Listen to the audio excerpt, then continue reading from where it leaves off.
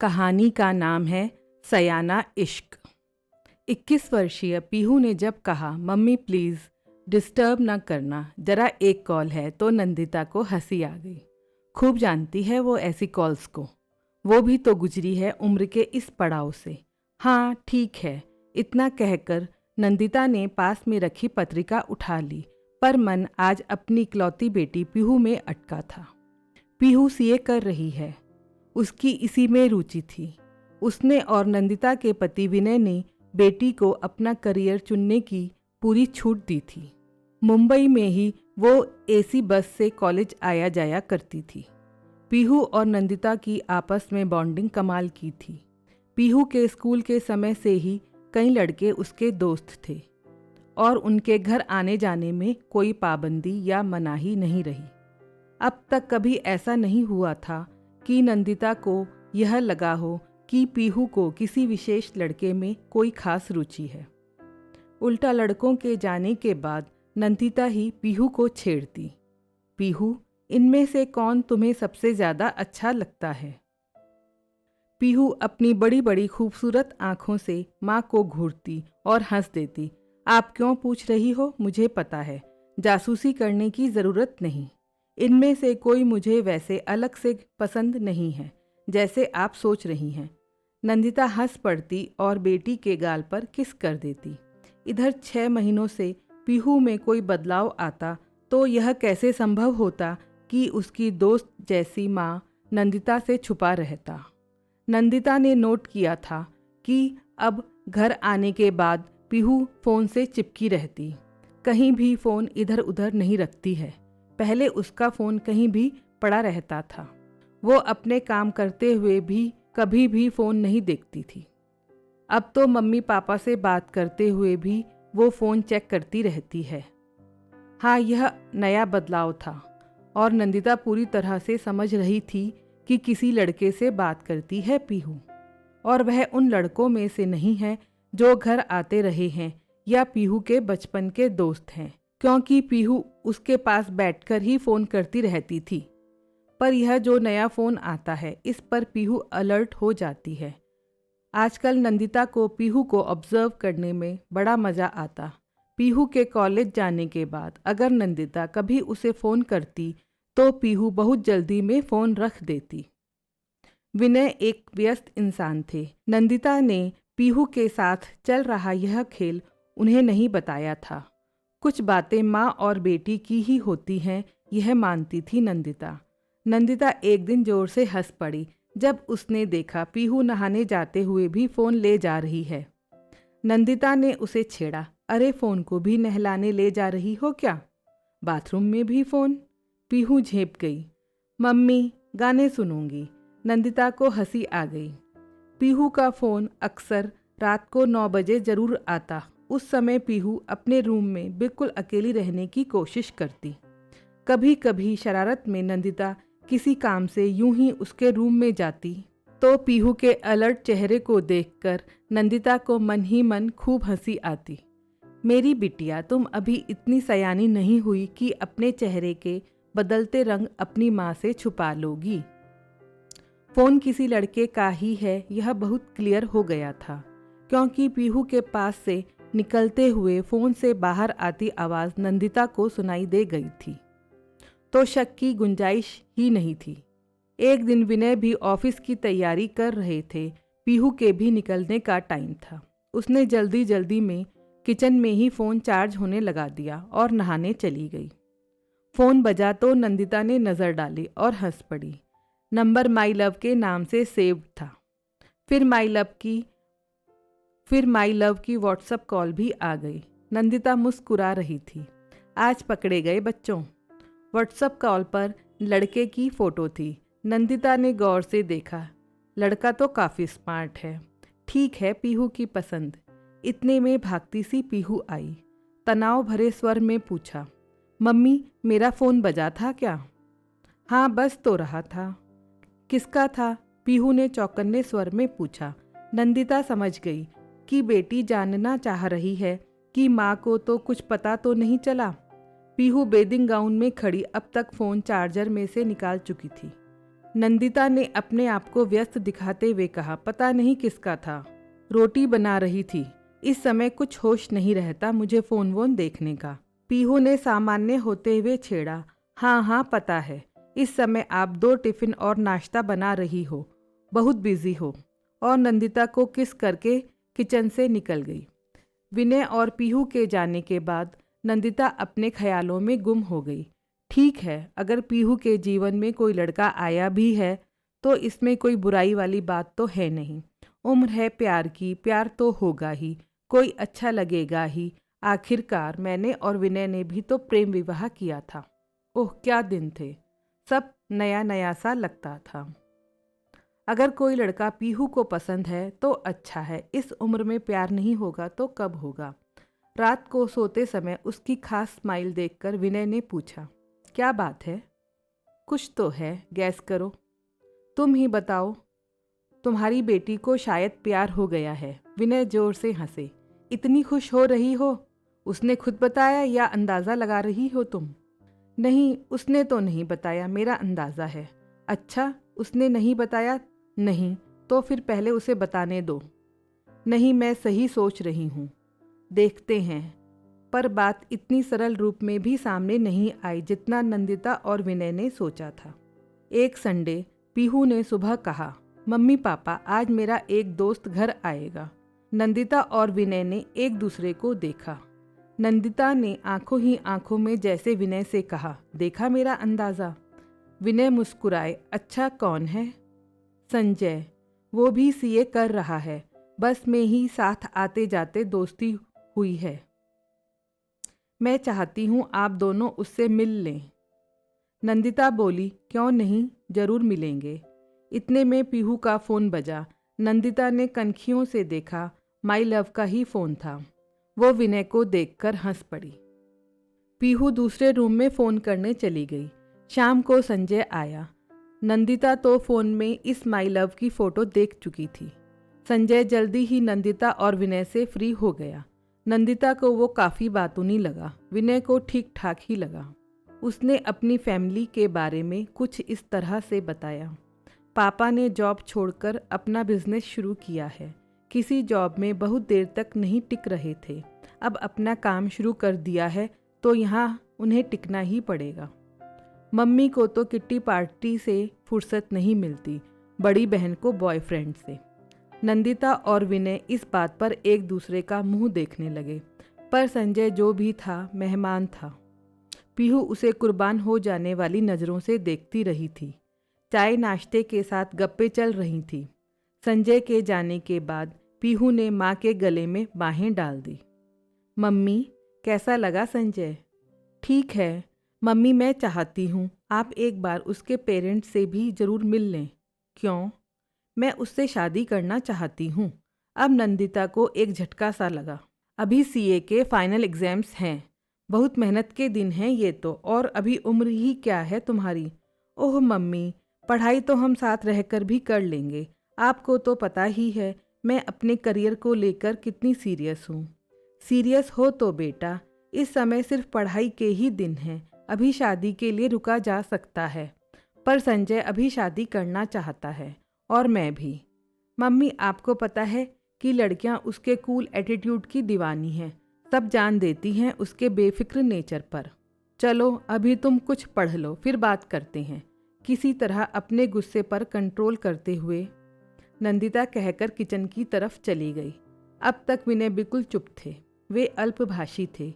अभी माँ बेटी के बीच में बोलना उन्हें ठीक नहीं लगा।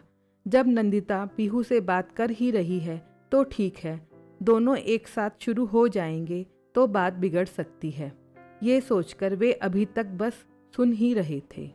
अब जब नंदिता किचन में और पीहू पैर पटकते अपने रूम में चली गई तो वे किचन में गए और बिना कुछ कहे अपना हाथ नंदिता के कंधे पर रख दिया।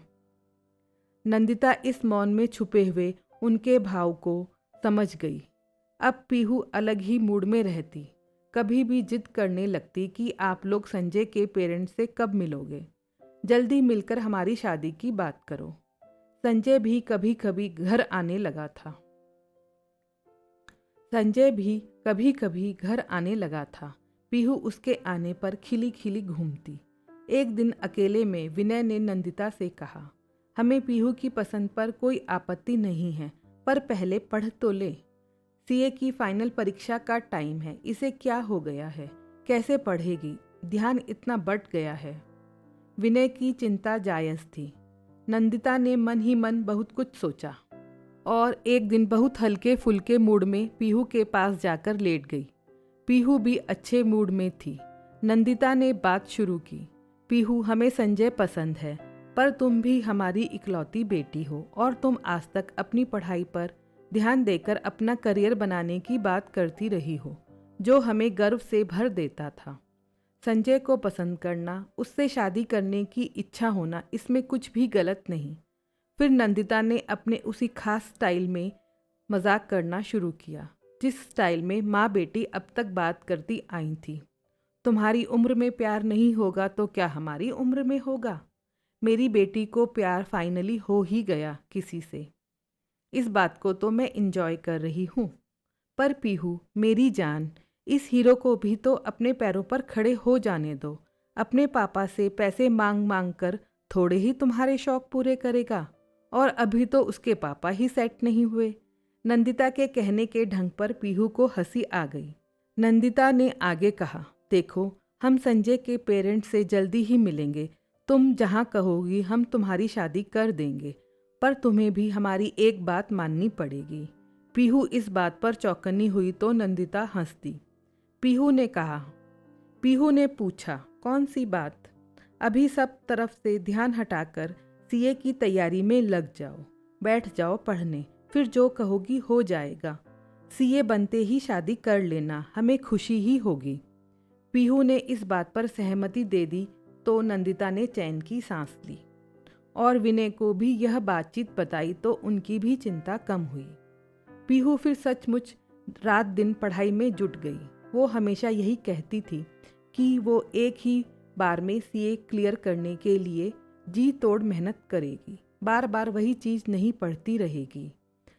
नंदिता ने सुना पीहू फ़ोन पर कह रही थी। नंदिता ने अंदाज़ा लगाया वो संजय से ही बात कर रही थी। नहीं, अब एग्ज़ाम्स के बाद ही मिलेंगे। बहुत मुश्किल है पहली बार में पास होना, बहुत मेहनत करेंगे। संजय ने क्या कहा वह तो नंदिता कैसे सुनती, पर कान पीहू की बात पर लगे थे, जो कह रही थी, नहीं नहीं, मैं इतने हल्के में नहीं ले सकती पढ़ाई, मुझे पहली बार में ही पास होना है। तुम भी सब छोड़कर पढ़ाई में ध्यान लगाओ। नंदिता जानती थी उसने हमेशा पीहू को स्वस्थ माहौल दिया है। वो अपने पेरेंट्स से कभी भी कुछ भी कह सकती थी। यह बात भी पीहू नंदिता को बताने आ गई। कहने लगी, मुझे अभी बहुत गुस्सा आया संजय पर। कह रहा है सीए के एग्ज़ाम्स तो कितनी बार भी दे सकते हैं, फेल हो जाएंगे तो दोबारा दे देंगे। फिर रूम में जाकर पढ़ने बैठ गई। नंदिता पीहू की हेल्थ का पूरा ध्यान रखती, देख रही थी कि रात दिन पढ़ाई में लग चुकी है पीहू। संजय कभी कभी घर आता तो उससे भी सीए के पेपर, चैप्टर और बुक की ही बातचीत करती रहती। संजय इन बातों से बोर होकर जल्दी ही वापस जाने लगा। वो कहीं आइसक्रीम खाने या ऐसे ही बाहर जाने की जिद करता तो कभी पीहू चली भी जाती तो जल्दी ही लौट आती। जैसे जैसे परीक्षा के दिन नज़दीक आने लगे वो बिल्कुल किताबों में खोती गई और सबके जीवन में वह खुशी का दिन आ भी गया जब पीहू ने पहली बार में ही सीए पास कर लिया। संजय बुरी तरह फेल हुआ था। पीहू को उस पर गुस्सा आ रहा था। बोली, मम्मी देखा आपने, अब भी उसे कुछ फर्क नहीं पड़ा। कह रहा है कि अगली बार देखेगा, नहीं तो अपना दूसरा करियर सोचेगा। नंदिता ने गंभीर बनकर कहा, देखो हम बहुत खुश हैं, तुमने मेरी बात मानकर पढ़ाई पर ध्यान दिया। अब हमारी बारी है तुम्हारी बात मानने की। बोलो संजय के पेरेंट्स से मिलने हम कब उसके घर जाएं? अभी रुको मम्मी, अब तो प्रॉपर जॉब शुरू हो जाएगा उसी बिग 4 कंपनी में जहां मैं आर्टिकलशिप कर रही थी। अब ऑफिस जाने में अलग ही मज़ा आएगा। ओह मम्मी, मैं आपको बड़ी पार्टी देने वाली हूँ। और पीहू नंदिता और विनय से लिपट गई। अगले कुछ दिन पीहू बहुत व्यस्त रही। नया जॉब शुरू हो गया था। अच्छी सैलरी हाथ में आने की जो खुशी थी उससे चेहरे की चमक अलग ही दिखती। फ़ोन पर माई लव की जगह संजय नाम ने ले ली थी। संजय अब पीहू की छुट्टी के दिन ही आता। दोनों साथ मूवी देखने भी जाते, खाते पीते। पर अब नंदिता को वो बेटी का खास बॉयफ्रेंड नहीं, एक अच्छा दोस्त ही लग रहा था। पीहू अब उससे शादी की बात कभी ना करती, उल्टा मुझसे कहती, मम्मी संजय बिल्कुल सीरियस नहीं है अपने करियर के प्रति। मुझे तो लगता है इनकी फैमिली बहुत ही लापरवाह है। कोई भी सेट नहीं होता, कोई भी कभी कुछ करता है कभी कुछ। इनके घर जाओ तो सब कुछ अस्त व्यस्त दिखता है। मेरा तो मन ही घबरा जाता है, फौरन ही आने के लिए खड़ी हो जाती हूँ। नंदिता यह सब सुनकर बहुत कुछ सोचने लगी। सीए के एग्ज़ाम्स 6 महीने बाद फिर आए। फिर संजय ने पढ़ाई में कमी रखी, फिर फेल हुआ। पीहू को संजय पर बहुत गुस्सा आया। बोली, बहुत लापरवाह है, इससे नहीं होगा सीए। अब बोल रहा है कि फिर 6 महीने बाद एग्ज़ाम्स तो देगा, लेकिन बहुत मेहनत नहीं कर पाएगा। नंदिता ने यूं ही हल्के से मूड में कहा, अब इसे शादी की जल्दी नहीं है पीहू? है, अब भी बहुत जिद करता है। शादी कर लेते हैं, मैं पढ़ता रहूँगा बाद में। विनय ने पूछा, तुम क्या सोचती हो? अभी मुझे समय चाहिए, पहले ये देख लूँ कि वो अपनी लाइफ को लेकर कितना सीरियस है, बाकी तो बाद की बातें हैं। उस दिन नंदिता को खुशी के मारे नींद नहीं आ रही थी। पीहू तो बहुत समझदार है, प्यार भी किया है तो एकदम दीवानी बनकर नहीं घूमी, होशो हवास कायम रखे, कोई गलत फैसले के मूड में नहीं पीहू। नंदिता को रह रहकर पीहू पर प्यार आ रहा था। सोच रही थी, अच्छा है आजकल का इश्क, थोड़ा सयाना, थोड़ा प्रैक्टिकल हो गया है, थोड़ा अलर्ट हो गया है, ज़रूरी है। पीहू रात में लेटी लेटी ठंडे दिमाग से सोच रही थी कि संजय की बेफिक्री, उसके कूल नेचर पर फिदा होकर उसके साथ ज़िंदगी में आगे बढ़ा नहीं जा सकता। संजय और उसका परिवार बहुत लापरवाह है। मैंने पढ़ाई में बहुत मेहनत की है, इस प्यार मोहब्बत में कहीं अपना नुकसान ना कर लूँ। संजय अच्छा दोस्त हो सकता है, पर लाइफ पार्टनर तो बिल्कुल नहीं। और ऐसा भी नहीं कि संजय मेरे शादी ना करने के फैसले से मजनू बनकर घूमता रहेगा। उसे लाइफ में बस टाइम पास से मतलब है। ये भी मैं समझ चुकी हूँ, ऐसा भी नहीं है कि मैं वादा तोड़कर उसे कोई धोखा दे रही हूँ। वह खुद ही तो कहता है कि वो लाइफ में किसी भी बात को सीरियसली नहीं लेगा, फिर क्यों बंधा जाए ऐसे इंसान से। अब वह ज़माना भी नहीं कि सिर्फ भावनाओं के सहारे भविष्य का कोई फैसला लिया जाए। मैं कोई भी ऐसा कदम नहीं उठाऊंगी कि मुझे बाद में पछताना पड़े। जल्दबाजी में फैसला लेकर रोज न जाने कितनी ही लड़कियां अपना नुकसान कर बैठती हैं। ना, अब जब भी इश्क होगा सयाना होगा, कोई बेवकूफ़ी नहीं करेगा। कहानी सुनने के लिए बहुत बहुत धन्यवाद।